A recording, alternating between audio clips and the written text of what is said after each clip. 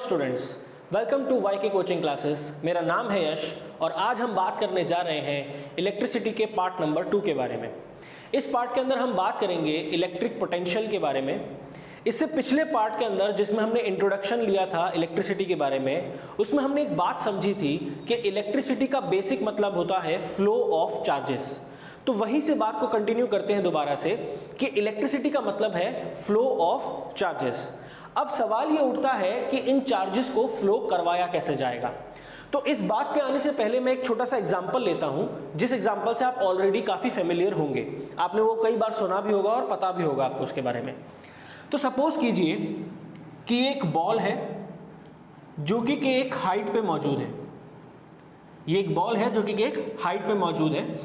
तो जैसे इसको यहां से ड्रॉप किया जाएगा, इसको थोड़ा साइड में बना लेते हैं, यहां से इसको ड्रॉप किया जाएगा तो it will start flowing towards the ground. ये अपने आप ही नीचे की तरफ आना शुरू कर देती है। मैंने यहां से इसको जस्ट ड्रॉप किया है, छोड़ा है। जब मैंने इसको छोड़ा तो ये अपने आप ही नीचे की तरफ आना शुरू कर देती है। ऐसा क्यों होता है? ऐसा इसलिए होता है बिकॉज इस हाइट पर इसके अंदर क्या होती है? पोटेंशियल एनर्जी होती है। पोटेंशियल एनर्जी, ये बात आप ऑलरेडी जानते हैं, आपने पढ़ रखा है कि पोटेंशियल एनर्जी क्या होती है, राइट? तो पोटेंशियल एनर्जी होने की वजह से क्या हो रहा है कि ये नीचे की तरफ आना शुरू कर देती है और जैसे जैसे ये नीचे आती जाती है अपनी पोटेंशियल एनर्जी इसकी कम होती चली जाती है, राइट? इसी एग्जाम्पल को हम समझ करके आगे की बात शुरू करेंगे, राइट? तो ये एग्जाम्पल को आप ध्यान रखिएगा। अब हम आगे की बात शुरू करते हैं इसमें। अब जैसे मान के चलिए कि एक कंडक्टर है, ये कंडक्टर है आपके सामने। पिछले पार्ट के अंदर हमने बात देखी थी कि कंडक्टर के अंदर फ्री इलेक्ट्रॉन्स होते हैं। बेसिकली कंडक्टर किसका होता है? मेटल का बना होता है और मेटल के अंदर फ्री इलेक्ट्रॉन्स मौजूद होते हैं, राइट? लेकिन ये इलेक्ट्रॉन फ्री तो होते हैं लेकिन मूव नहीं कर रहे होते, मतलब अपने आप ही मूव नहीं कर सकते ये, राइट?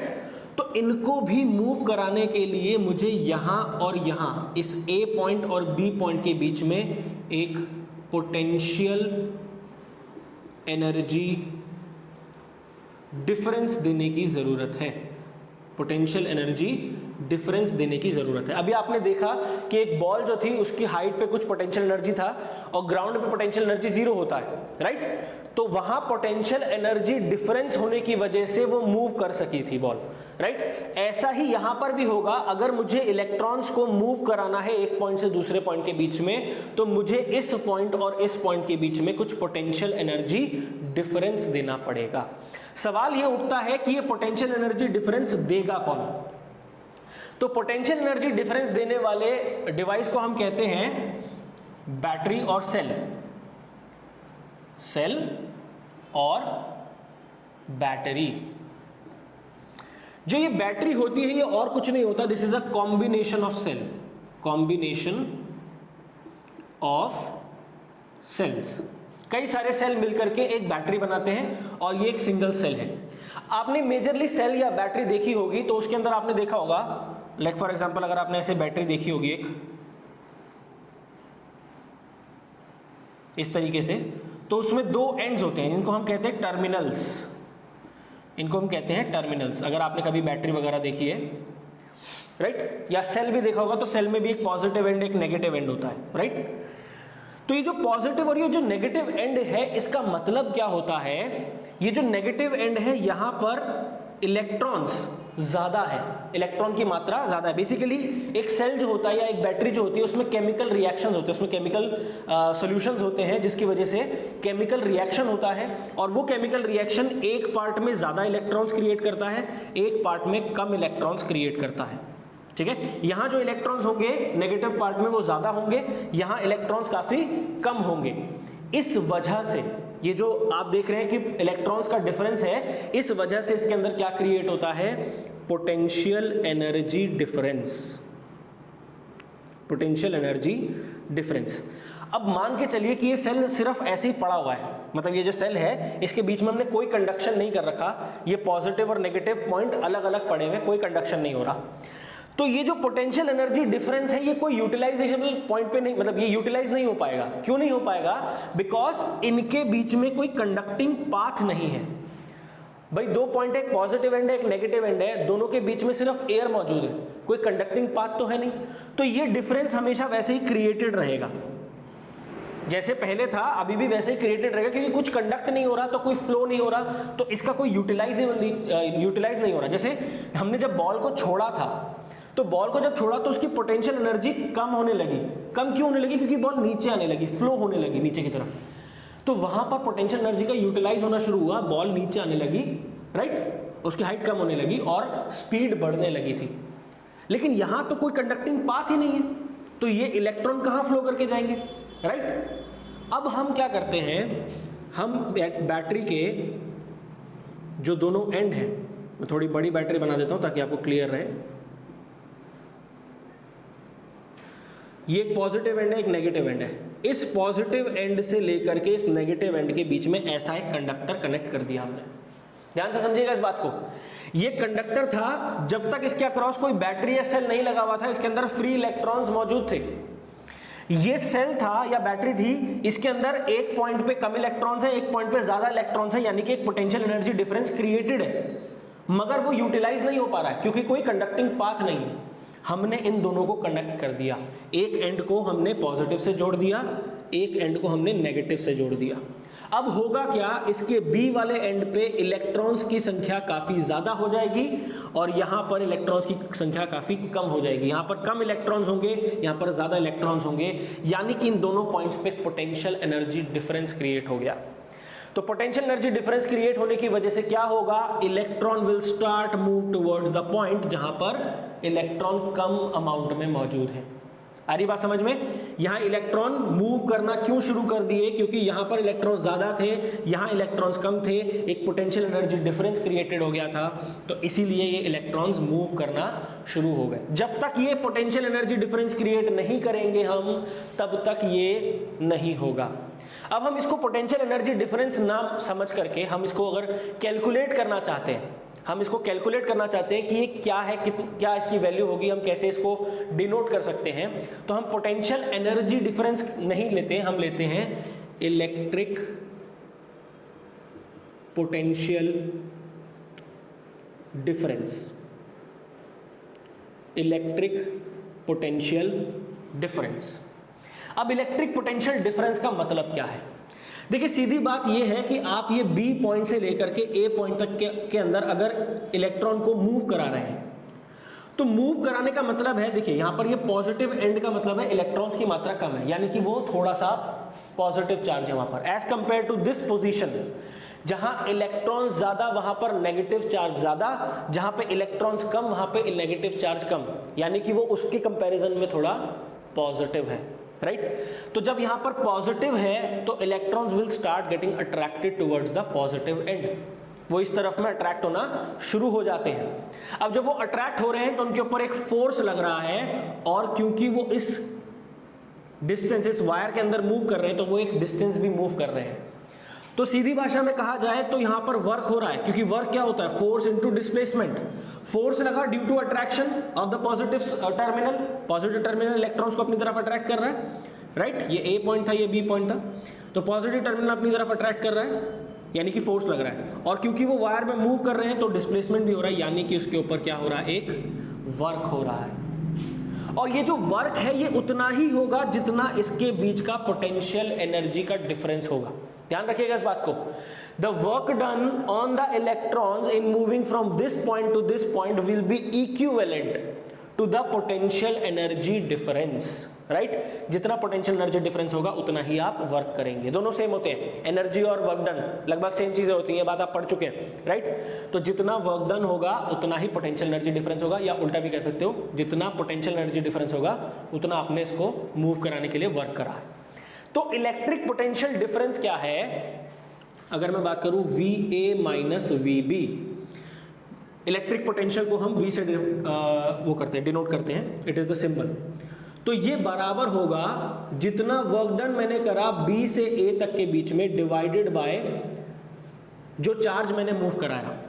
दोबारा समझिएगा इस बात को, ये बहुत इंपॉर्टेंट पॉइंट है, ये कई बार लोगों को समझ में नहीं आती है, कॉम्प्लिकेट हो जाते हैं, तो ध्यान से समझिएगा। मैंने कहा क्योंकि पोटेंशियल एनर्जी डिफरेंस था तो ये इलेक्ट्रॉन मूव करे। अब पोटेंशियल एनर्जी डिफरेंस जितना है उतना ही वर्क होगा, राइट? जितना यहां से यहां तक ये मूव करेंगे, फोर्स लगेगा, डिस्प्लेसमेंट होगा, उतना ही वर्क होगा जितना पोटेंशियल एनर्जी का डिफरेंस था। That work done divided by कितना चार्ज यहां से यहां तक फ्लो कराया गया, that is called as electric potential difference, right?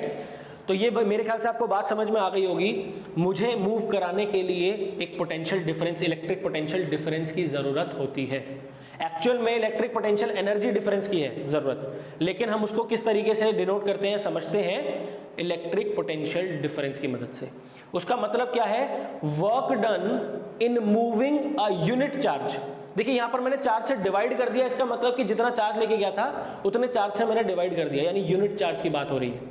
तो work done in moving a unit charge from one point to another point will give you electric potential difference। इसकी यहां पर डेफिनेशन लिख लेते हैं। the work done in moving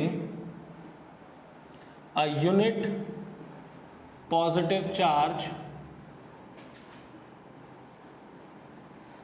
from one point to another,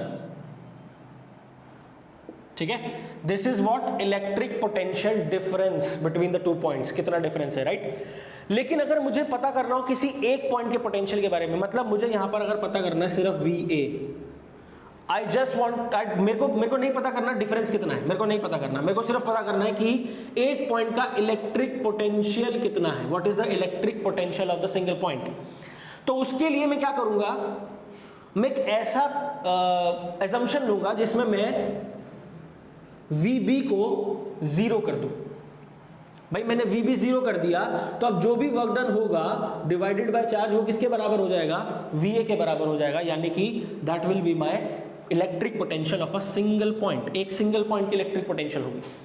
तो उसके लिए क्या करना है, VB 0 कब होगा, जब आपका B वाला जो पॉइंट है वो इंफिनिटी पे होगा। ध्यान रखिएगा, हम इलेक्ट्रिक पोटेंशियल 0 कहां मानते हैं, ये हमारा अपना खुद का वो है, एजम्पशन है, हम लेकर चलते, मतलब ये बाय कन्वेंशन एजम्पशन है।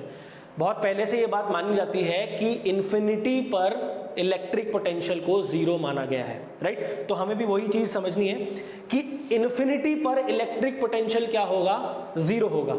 तो अगर मैं इस B पॉइंट को B ना मान करके इंफिनिटी मान दूं, तो यहां पर ये कैसे लिखा जाएगा, VA minus V infinity, right? B की जगह मैंने क्या पॉइंट ले लिया, इंफिनिटी ले लिया। तो work done from infinity to A divided by the charge that you are moving. तो यहां से इसकी क्या डेफिनेशन बन सकती है, अब देखिए V इंफिनिटी पे कितना होता है, 0 होता है, यानी कि पोटेंशियल एट A, तो वो कितना हो गया, electric potential at a point is the amount of work done in moving that charge from infinity to that point. मतलब अगर ये पॉइंट कोई A है और मैं इंफिनिटी से इस Q चार्ज को A पर लेकर आ रहा हूं, ये Q चार्ज है और ये इंफिनिटी है, तो जितना वर्क मैं करूंगा इंफिनिटी से इस A पॉइंट तक लाने के लिए इस Q चार्ज के ऊपर, वही वर्क डन क्या होगा, मेरा इलेक्ट्रिक पोटेंशियल होगा उस पॉइंट का, A पॉइंट का इलेक्ट्रिक पोटेंशियल होगा, ठीक है? वही work done divided by that charge will give me the electric potential at that point, right? तो मेरे हिसाब से आपको ये बात समझ में आ गई होगी कि फ्लो कैसे हो रहा है, चार्जेस कैसे फ्लो हो रहे हैं। देखिए मेटल के अंदर सिर्फ इलेक्ट्रॉन्स फ्लो होते हैं, राइट? तो इलेक्ट्रॉन्स का फ्लो किस वजह से हो रहा है, बैटरी के अंदर जो पोटेंशियल एनर्जी डिफरेंस है उसकी वजह से। बैटरी के अंदर पोटेंशियल एनर्जी डिफरेंस उसकी केमिकल रिएक्शंस की वजह से होता है। अब ये पोटेंशियल एनर्जी डिफरेंस तब तक यूटिलाइज नहीं होगा जब तक बीच में कोई कंडक्टिंग पाथ नहीं आता। कंडक्टिंग पाथ होगा ये। कंडक्टिंग पाथ के लिए हम जब इसको यहाँ पे अटैच कर देंगे तो एक पॉइंट पे कम इलेक्ट्रॉन्स हैं, एक पॉइंट पे ज्यादा इलेक्ट्रॉन्स हैं, तो there is some flow of electron due to change in difference in the potential energy. ये पोटेंशियल एनर्जी का डिफरेंस होता है।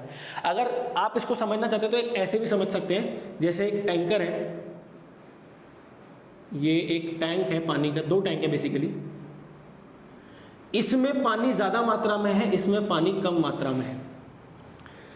यहाँ पानी बहुत ज़्यादा है, ये पानी बहुत कम है, और ये दोनों टैंक जो है ट्यूब से कनेक्टेड है, तो होगा ये कि पानी यहाँ से यहाँ ऐसे फ्लो होना शुरू हो जाएगा और ये भी ऊपर बढ़ना शुरू हो जाएगा। यहाँ पर हाई पोटेंशियल एनर्जी है पानी के अंदर, यहाँ पर कम पोटेंशियल एनर्जी है, तो high potential energy to low potential energy flow होना शुरू हो जाता है पानी भी।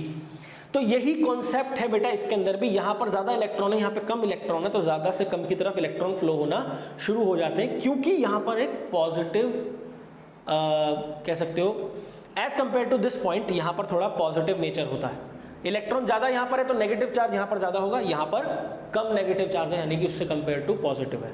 ठीक है, अब इसमें कुछ बातें और समझने की ज़रूरत है, जैसे कि पहली बात तो ये कि इसका फॉर्मूला, एग्जैक्ट फॉर्मूला क्या बन रहा है। तो हमें अगर इलेक्ट्रिक पोटेंशियल का फॉर्मूला समझना है तो इलेक्ट्रिक पोटेंशियल को हम V से डिनोट करते हैं, और फॉर्मूला उसका होता है work done divided by charge, work done divided by charge.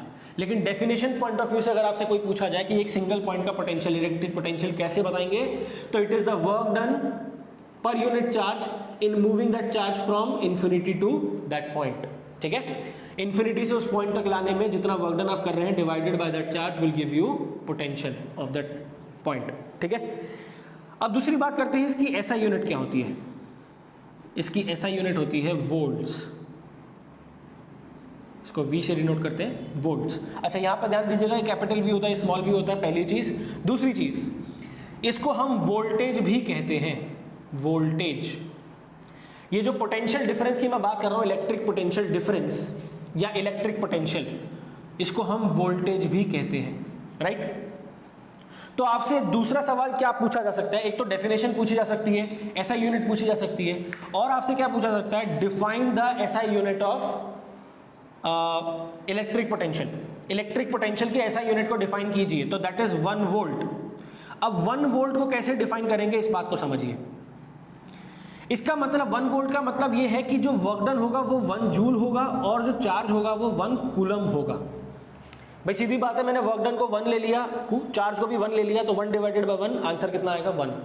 यानी कि 1 वोल्ट वोल्टेज या पोटेंशियल डिफरेंस तब होगा जब 1 कूलम चार्ज को एक पॉइंट से दूसरे पॉइंट तक मूव कराने के लिए जो वर्क डन करा जाएगा वो 1 जूल होगा। दोबारा से समझिए इस बात को, ये कंडक्टर है, इस कंडक्टर में ये A पॉइंट है और ये B पॉइंट है, तो 1 कूलम चार्ज को B से A तक मूव कराने के लिए जो वर्क डन करना पड़ रहा है, अगर वो 1 जूल है, 1 कूलम चार्ज को B पॉइंट से A पॉइंट तक मूव कराने के लिए जो वर्क डन करना पड़ रहा है, अगर वो 1 जूल है, तो मैं कह सकता हूं कि ये दोनों पॉइंट के बीच का जो पोटेंशियल डिफरेंस होगा वो कितना होगा, 1 वोल्ट होगा, राइट। आप देखते होंगे, आज जो सेल आपने देखा होगा, कई बार आपने ये चीज़ देखी होगी, जो सेल होता है वो 2 वोल्ट्स, 5 वोल्ट्स, 12 वोल्ट्स इस तरीके से आपको मिलते हैं, बैटरी वगैरह या सेल वगैरह जो है इस तरीके से मिलते हैं। तो जो वोल्ट लिखा उसके अंदर, वो उसकी क्या है, मेजरमेंट है उसका कि वो कितनी वोल्ट का है, ठीक है। और वो कैसे मेजर हो रहा है, वो इसी तरीके से मेजर हो रहा है कि वो कितना वर्क करेगा 1 कूलम चार्ज को एक पॉइंट से दूसरे पॉइंट तक मूव कराने के लिए, राइट। समझ में आ रही बात। तो ये था आपका एसआई यूनिट के बारे में। अब इसके बारे में हम एक और चीज़ समझते हैं कि अगर हमें मेजर करना है ये वोल्टेज, अगर हमें मेजर करना है कि कैसे पता कर सकते हैं हम वोल्टेज, तो उसके लिए एक मेजरिंग इंस्ट्रूमेंट आता है, मेजरिंग इंस्ट्रूमेंट। तो जैसे गाड़ियों के अंदर स्पीड को मेजर करने के लिए स्पीडोमीटर होता है, आप देखते होंगे कि वो स्पीड मेजर करता है 20 kilometre per hour, 30 kilometre per hour, 40, हर वक्त की जो भी आप गाड़ी चला रहे हो, जिस टाइम पे भी आप बाइक चला रहे हो उस टाइम पे आपको दिखता है वो। तो इसी तरीके से एक पर्टिकुलर टाइम पर किसी सेल, बैटरी या किसी भी एलिमेंट के अक्रॉस क्या वोल्टेज है, ये मेजर करने के लिए जो हम चीज़ इस्तेमाल करते हैं उसका नाम होता है वोल्ट मीटर। इसका नाम होता है वोल्ट मीटर, राइट। तो वोल्ट मीटर की कुछ बातें अभी मैं आपको सब बता देता हूं, इसके बारे में हम आगे बात करेंगे जब हम रेजिस्टेंस के बारे में पढ़ेंगे या सीरीज पैरेलल पढ़ेंगे, उसमें हम समझेंगे। लेकिन कुछ बातें हैं जो जाननी जरूरी है, जिसके ऊपर क्वेश्चन भी पूछा जाता है। पहली चीज, वोल्ट मीटर को हमेशा पैरेलल में कनेक्ट करते हैं, right. It is connected in parallel, right. ये क्या होता है पैरेलल, हम आगे बात करेंगे। फिर it has maximum resistance. Resistance क्या होता है ये भी हम आगे बात करेंगे, और मैक्सिमम होना क्यों जरूरी है इसके बारे में हम आगे बात करेंगे। बस ये 2 पॉइंट ध्यान रखिएगा कि वोल्टमीटर का ये कनेक्टेड पैरेलल में कनेक्ट होना चाहिए हमेशा, और इसका रेजिस्टेंस जो है वो मैक्सिमम होना चाहिए, राइट। तो ये सारी बातें थी जो हमें इलेक्ट्रिक पोटेंशियल के बारे में जाननी जरूरी थी, या इलेक्ट्रिक पोटेंशियल डिफरेंस के बारे में जाननी जरूरी थी। तो अभी तक हम इस चैप्टर के अंदर इतना तो समझ चुके हैं कि चार्जेस के फ्लो होने से ही इलेक्ट्रिसिटी होती है, और वो चार्जेस क्यों फ्लो हो सकते हैं, कौन उसको फ्लो करा रहा है, वो है आपकी बैटरी या फिर सेल, राइट। और वो कैसे फ्लो करा रहा है कि वो एक पोटेंशियल एनर्जी डिफरेंस क्रिएट करता है जिसकी वजह से चार्जेस एक जगह से दूसरी जगह पर फ्लो हो सकते हैं। अब फ्लो होने की वजह से क्या क्या चीजें हमें देखने को मिलेंगी इसके बारे में हम अगले पार्ट में आगे बात करेंगे। तो आज के लिए इतना ही। Thank you so much.